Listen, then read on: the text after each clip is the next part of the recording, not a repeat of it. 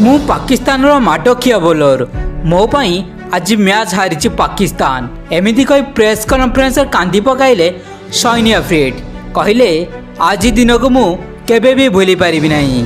दर्शक बंधु गतकाली मैच रे भारत पाकिस्तान को 6 विकेट परास्त करी चैंपियंस ट्रॉफी पूरा विदा कर देइछि। मैच रे पाकिस्तान प्रथम टॉस जीति बैटिंग करथिला। निर्धारित 49.3 ओवर 10 विकेट हराई संग्रह करथिला मात्र 241 रन। जवाब रे भारत यह मात्र 43.3 ओवर कंप्लीट कर नैथिला। भारत पक्षर सर्वाधिक विराट कोहली 100 रन करथिला बेले श्रेयस अय्यर 56 और सुमन गिल 46 रन करथिले। अन्य पक्षरे मैच शेष पर प्रेस कॉन्फ्रेंस रे भाव विहल हो जाइथिले सैनी अफ्रीड।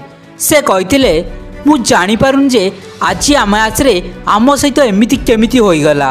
मैच रे कमबैक करबा समय रे आमे भारतर कोनोसी विकेट नहीं पारलु नाही, जेउंति पई आज आमे मैच हारिछु।